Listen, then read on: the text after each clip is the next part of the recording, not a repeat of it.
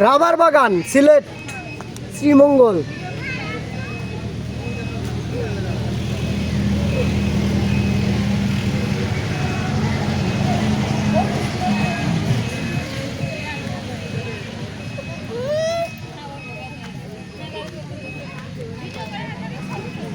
ছবি তুলে আগে একটু ভিডিও করে নিই।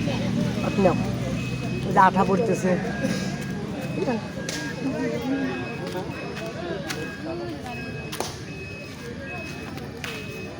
এটার ওই যে ইয়া পড়ে গেছে।